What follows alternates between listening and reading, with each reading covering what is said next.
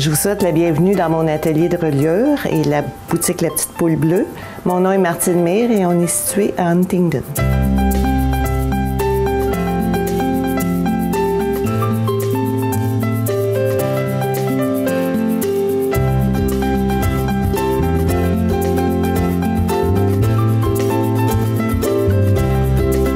Oui, l'aventure a commencé il y a plusieurs années dans ma tête, dans mes rêves.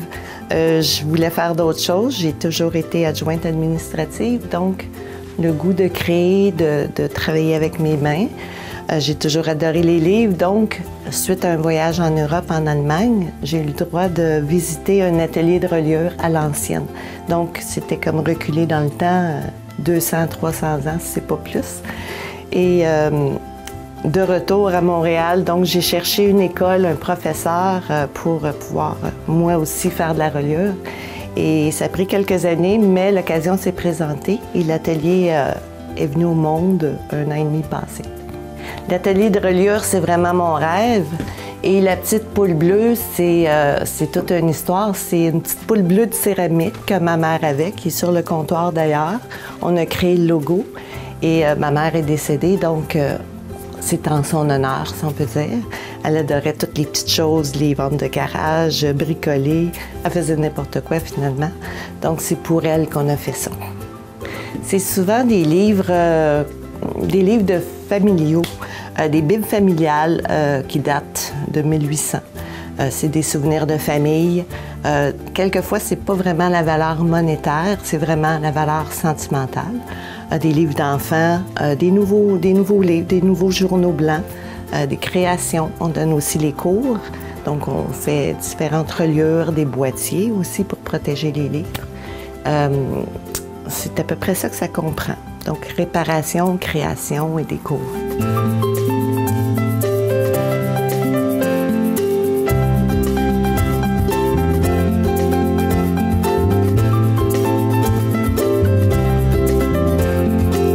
Donc, la reliure, ça demande beaucoup de patience. Souvent, si on répare un livre, c'est vraiment d'aller selon la construction du livre qui était déjà là. Donc, les coutures identiques, les tranches-fils rebrodées ou corrigées, les déchirures de papier qu'on peut réparer, remettre l'état du livre en mode lecture agréable, disons. C'est pour le plaisir. C'est surtout les femmes et les jeunes petits-enfants qui viennent ici. C'est un endroit calme, c'est beau. On a du plaisir à fouiner, à regarder. Il n'y a pas de stress ici. C'était le but de la chose. C'est de la musique tranquille, une atmosphère, c'est des amis qu'on reçoit. C'est toujours les bienvenus. Et oui, on a toujours besoin d'un petit quelque chose donné en cadeau ou se gâter nous-mêmes. Mais moi, je suis venue au monde ici. Donc, quand j'étais petite, on était à la prairie, on a déménagé un peu. On était de retour quand j'avais 8 ans. Et quand j'ai fini l'école, je suis allée travailler dans la région de Côte-Vertu, à Montréal. Puis, j'ai décidé de revenir il y a 4 ans passés. Mes enfants étaient partis de la maison. Donc, je suis revenue à mes sources et je trouvais que c'était l'endroit idéal. C'était historique. Huntingdon est une ville historique, agréable. Donc, c'était l'endroit parfait pour ouvrir ça. Il n'y a pas vraiment de reliure dans la région. Donc, c'est la raison.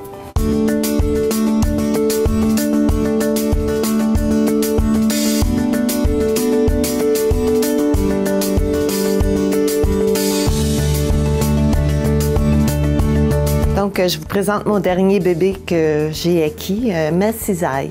La cisaille est très importante. Elle permet de couper des cartons, des feuilles pour faire les livres. Donc, on voit le balancier qui maintient la tranche pour pas que ça nous tombe sur la tête. Et donc, je vous montre comment on peut utiliser la machine. Ici, j'ai plié une longue feuille de papier qui va être coupée pour faire un livre. Donc, on passe le papier, on prend notre mesure. On a une pédale ici qui ferme la partie de sécurité qui maintient le papier solidement en place. Donc, il n'y a plus rien qui bouge et ça protège nos doigts. Et on procède à la coupe. ainsi de suite. On peut aussi couper les cartons, des cartons de 2, 3, peut-être un peu plus millimètres. Et ça fait aussi des très belles coupes propres et nettes. Donc, et voilà le résultat.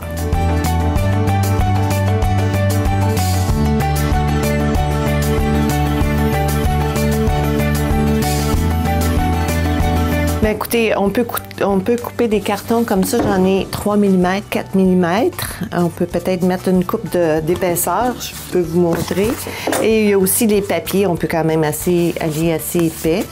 Je vais le tester. Je pense que j'ai jamais testé 2 épaisseurs de carton. Et ça va très bien aussi. Donc, on peut aller sans doute jusqu'à 6 mm pour une bonne coupe. J'ai pas trouvé de plaque. Habituellement, il y a une plaque avec une date, le nom de la compagnie, tout ça. J'en ai pas vu, mais d'après ce que je vois, ça date à peu près du même temps que la guillotine que j'ai dans le fond, qu'on va aller voir plus tard, qui est de 1879.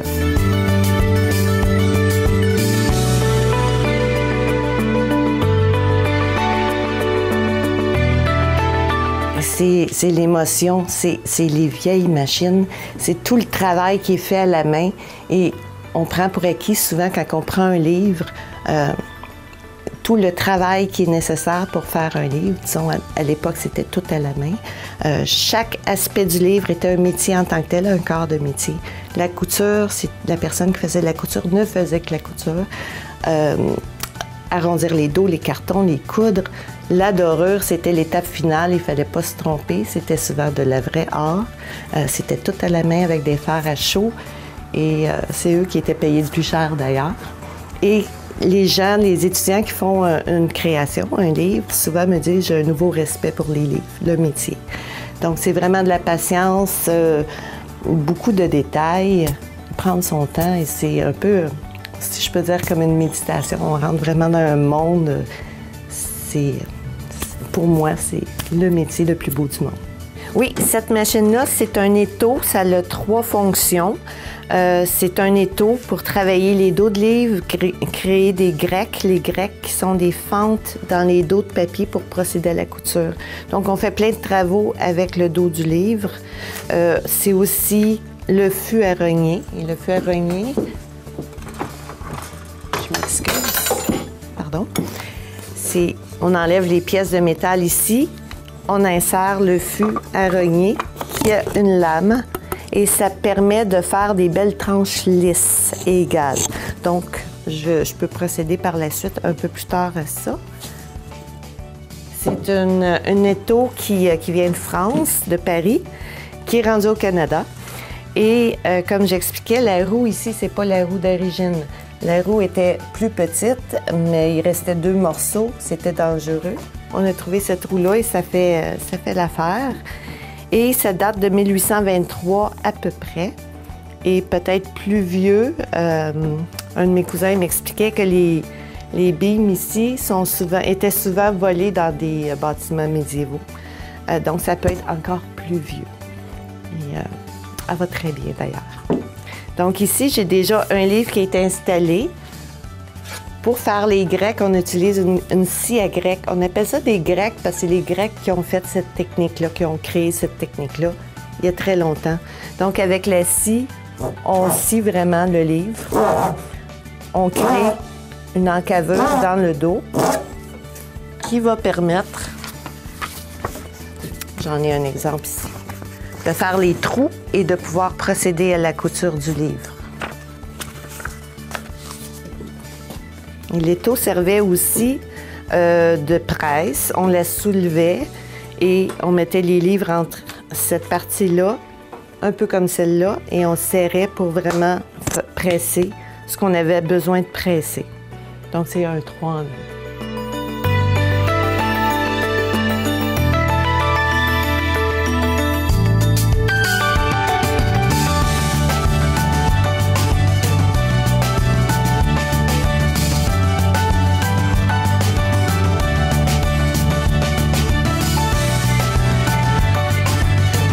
Donc, c'est de faire nos grecs, les encavures dans le dos de nos pages, de notre dos du livre, qui vont faire des petits trous et qui vont pouvoir nous permettre de faire la couture des feuillets, des cahiers.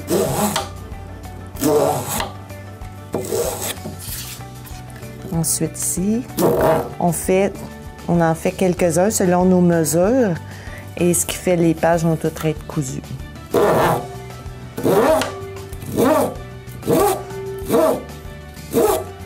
Et on procède. Ensuite, quand c'est terminé, on enlève notre livre. Et ça, comme je vous expliquais aussi, ça s'enlève. Je vais faire la petite démonstration.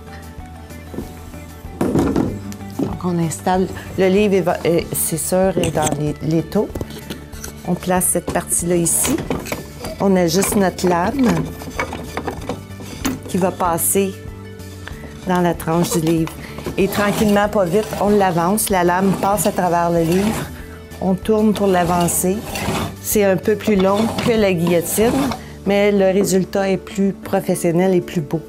Et c'est plus lisse. Ça a vraiment un côté satiné. Donc, on procède comme ça pour couper les tranches. Et la plupart des élèves aiment bien faire ça. C'est ça.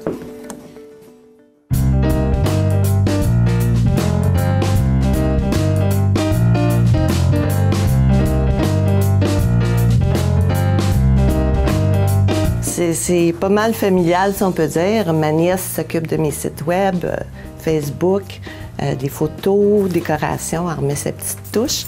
Ma sœur s'occupe de faire des meubles, les vieux meubles qu'on retape avec de la peinture à la craie. Comme vous voyez, on a plusieurs couleurs. On a une charte de couleurs. Si les clients veulent acheter un pot, l'essayer eux-mêmes, ils sont bienvenus. La famille rentre ici et là, puis on s'entraide tout. Bien, il y a des gens qui nous apportent des meubles, qui nous les donnent. Ils savent qu'on fait la récupération des meubles. Les paniers, c'est des paniers qu'on a achetés, c'est pour magasiner. Donc, une amie a fait tous les petits coussins pour aller avec la poule bleue, les couleurs de la poule bleue. Donc, on recycle, on réutilise et je trouve que c'est important parce qu'il y a beaucoup de choses qui sont jetées et surtout des livres. Il y a beaucoup de livres seconde main qui sont recyclés, jetés. Moi, ça me brise le cœur à chaque fois. Je voudrais toutes les sauver, mais c'est pas possible. Oui, donc maintenant, on est à l'étape de la couture du livre et on se sert d'un cousoir. Celui-là, c'est un petit, c'est un cousoir de table qu'on appelle, mais il en existe vraiment des plus gros. Comme je vous expliquais, les personnes qui cousaient les livres ne faisaient que ça. Donc, c'était un livre par-dessus l'autre. Pour différencier, si j'avais terminé la couture de mon livre et j'en avais 10 autres à partir, je mettais soit une planchette de bois et ça me permettait de faire l'autre livre. Donc, c'est un outil qui a été créé par les moines vers le 12e siècle et qui n'a pas vraiment changé. C'est encore pareil et ça fonctionne très bien encore. Et ça nous permet de coudre nos cahiers, un par-dessus l'autre, et de créer un livre. Ça dépend de l'épaisseur du livre surtout, mais habituellement, ça se fait assez rapidement, c'est bien. D'un coup qu'on a trouvé la position, c'est pas toujours évident quand on commence avec le cousoir parce que c'est pas toujours évident, mais on finit par trouver notre position qui va mieux pour nous. On peut faire ça tranquillement. C'est pas un cassage de tête, donc on peut écouter la télé, on peut écouter notre livre. C'est rien de très compliqué. Et ici, vous voyez, j'ai des cordes de chanvre qu'on utilise. La chanvre est très solide et ça nous permet de passer le fil chaque côté à travers nos trous qu'on a créés, nos grecs. On peut aussi utiliser à la place des cordes, des rubans. Et ça dépend toujours du livre qu'on répare. Si on répare, exemple, des registres d'église, des registres anciens, c'est souvent sur des rubans que c'était cousu. Et on a nos ficelles, nos fils de lin, différentes grosseurs selon l'épaisseur du papier, selon le livre et tout ça.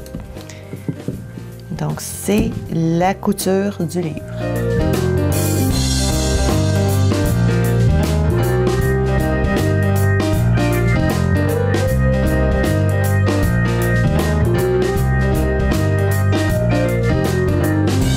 Donc ici, j'ai un cahier de plusieurs feuillets. qui a été grequé. Donc, on voit les grecs au dos. Et c'est là que les ficelles vont se loger, les ficelles de chanvre, et la couture va passer. Je vous donne un exemple. Donc, je positionne mon cahier. Je mets ça ici au cas que je perde le fil. Je peux revenir facilement. J'ai mon aiguille. Et encore là, c'est de trouver sa position, la bonne position pour nous. Il n'y a pas une personne de pareil. Donc ici, on passe l'aiguille. On y va doucement quand même, c'est du fil de lin. On ne veut pas déchirer nos pages. On revient.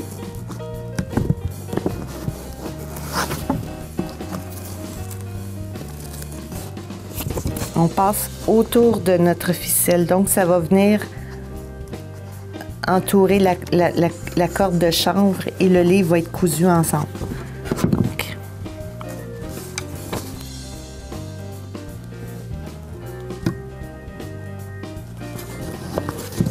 Donc, on revient. On serre. On veut toujours avoir une bonne tension. Sinon, le livre peut être plus épais d'un côté, moins épais de l'autre côté. On veut vraiment que ça soit équilibré.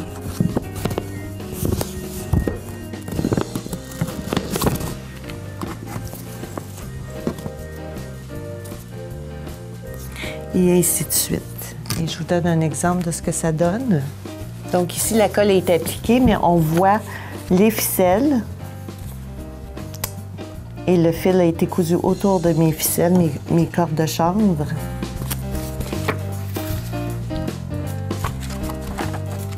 Tous les cahiers sont cousus.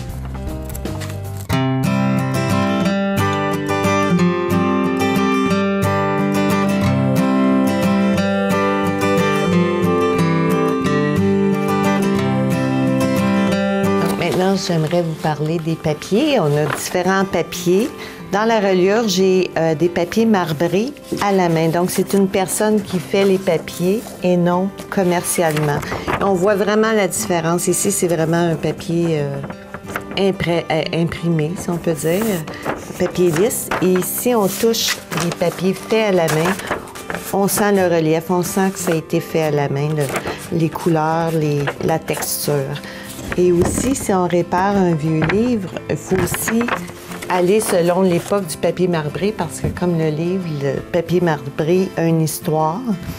Il y avait l'Espagne, il y avait la France, il y avait l'Italie qui faisait du motif. C'était telle couleur à la mode selon tel siècle. Donc, si on veut réparer un livre et on veut suivre vraiment l'époque, on ne veut pas le massacrer non plus, on veut garder le plus original possible, on va chercher un papier marbré qui date de la même époque que le livre. On a ici aussi des papiers, comme on appelle des papiers fins. Ceux ici sont de provenance d'Italie. Donc, on a des beaux motifs, il y a de la dorure à l'intérieur. On peut s'en servir pour faire des projets de reliure. Et je vous montre un projet qu'une étudiante a fait justement avec un de ces papiers-là. Elle a fait un boîtier, un slipcase, un boîtier en long. Et elle a fait le dessus de son livre avec. Donc, elle a utilisé un papier comme ça ici. Et on a d'autres sortes de papiers, plus papier de riz, papier plus fancy. On peut faire des emballages, on peut faire des projets créatifs. Finalement, on les utilise selon notre créativité.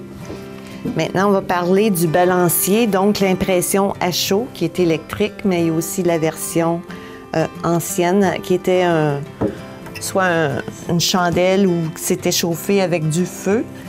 On avait les anciens outils donc à la main, qui se fait toujours d'ailleurs par les maîtres d'horreur. Donc on a des fleurons, des palettes. Ça, c'est à la main. Mais aujourd'hui, je vous présente le balancier qui est électrique. On a ici des caractères. Souvent, ceux qui ont travaillé en imprimerie vont reconnaître ça. C'est des caractères d'impression pour l'imprimerie qu'on se sert dans le balancier. Il y en a en plomb, il y en a en brasse. Le brasse maintient mieux la chaleur que le plomb. Donc, j'ai préparé une pièce de toile et je vais vous donner un exemple de ce que je vous parle. Donc, j'insère mon carton ici.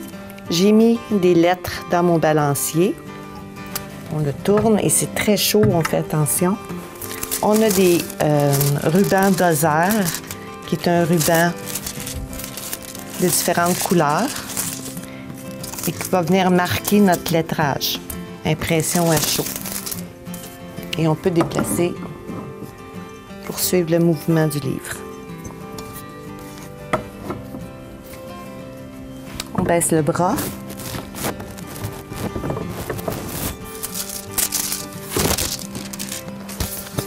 On émartine. Donc ici, on a la couleur or. C'est pas de la vraie or, mais on peut avoir des rouleaux avec de la vraie or. Je donne une autre couleur pour vous donner une meilleure idée. On va prendre le bleu. Et encore là, il faut toujours faire des tests avant d'imprimer sur notre livre parce que des fois, les matériaux acceptent moins bien le film Dozer, surtout les toiles. Les cuirs vont mieux. Encore là, ça dépend des cuirs, s'ils sont plus lisses ou s'ils ont un grain. Donc ici, on voit en bleu ce que ça donne.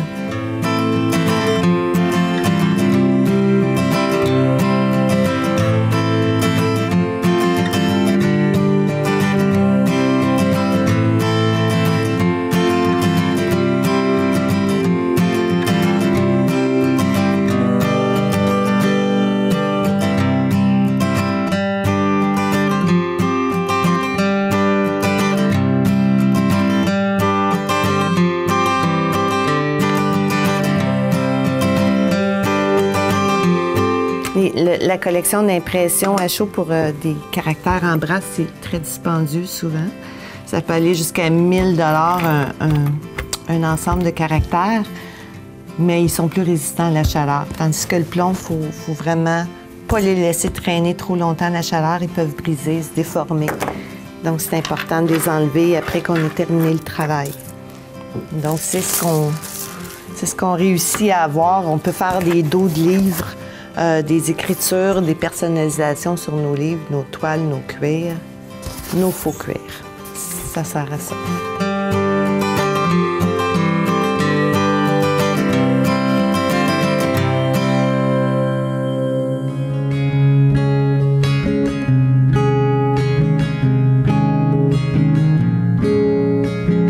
Oui, utilitaire pour les clientes. Des fois, on m'arrive avec des livres vraiment démolis, si je peux dire. On me dit, ben ça, c'est plus bon, hein? Mais non, il y a toujours quelque chose à faire. On peut le réparer, on peut réparer des déchirures, des manques de pages, il y a des techniques. On peut le rendre lisible encore. Pour la création, disons que j'ai pas eu vraiment le temps encore de faire beaucoup de créations et je veux en faire. Je veux faire des collections, des thèmes. Avec les cuirs, on peut faire des beaux décors, on peut faire de la dorure, on peut faire des journaux personnalisés. C'est souvent du personnalisé qui est agréable aussi. Les clients, des fois, veulent offrir une carte pour une personne qui prend sa retraite. La nouvelle mode qu'on a partie qui est intéressante, c'est qu'on donne un paquet de feuillets, un beau papier précoupé. Les gens écrivent un message, dessinent, font ce qu'ils veulent. On rassemble tout ça et on fait un beau livre pour donner en cadeau, évidemment personnalisé à la personne. Une fête, une retraite. Donc, comme on parlait des services qui sont offerts par l'atelier, on a les cours. Les cours sont d'une durée de 2 heures. Ça inclut la taxe, les matériaux de base, donc le papier, la ficelle, la colle, les outils qu'on utilise, pour un montant de 40 $. Donc, c'est taxe inclus, matériaux de base, 2 heures de temps, 40 $. Et on peut prendre des forfaits. On peut prendre un bloc ou venir selon le temps qu'on a à allouer pour nos cours. On peut venir une fois par mois, on peut venir à toutes les semaines. C'est flexible. On a aussi, comme je vous disais, les boîtiers. Un boîtier comme ça peut, selon les matériaux, selon ce qu'on ajoute, les dorures, tout ça, ça peut partir à partir de 250. Encore là, tout dépendant des matériaux.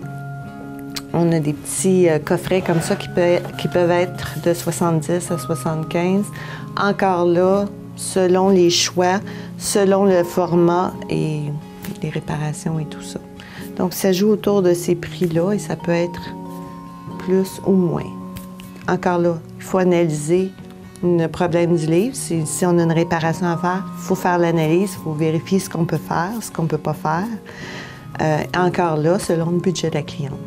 Si la cliente a un bon budget, elle veut utiliser du cuir, on utilise le cuir. Sinon, on peut prendre un faux cuir, une toile, tout dépendant.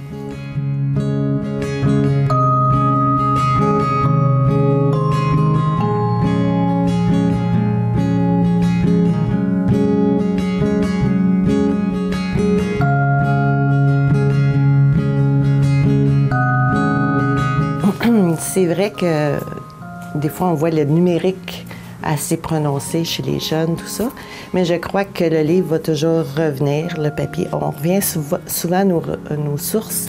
Il y a aussi les archives qui sont importantes à conserver. Donc, j'ai fait des travaux sur des archives, sur, comme je vous dis, les bibles familiales qui sont un lien avec notre passé. Et je crois que souvent, les émissions de ça, on voit souvent les gens rechercher leurs racines, rechercher d'où ils viennent. Et les livres et les archives, les documents comme ça, je crois que c'est très important. Il faut les conserver, il faut les réparer, ils sont brisés, en prendre soin finalement. Et oui, les enfants, je crois que le livre est important. J'ai été donner une petite formation dans une école primaire, faire le petit journaux à la japonaise, et c'était à partir d'un livre qui avait fait la lecture pendant une classe. D'un jeune homme qui s'était perdu, puis s'était retrouvé dans une bibliothèque, puis il réparait, et les livres prenaient vie. Donc, c'était le thème pour la classe, et on est parti de ça. Donc, oui, il y a encore des gens qui sont intéressés, et oui, ça va rester, je crois.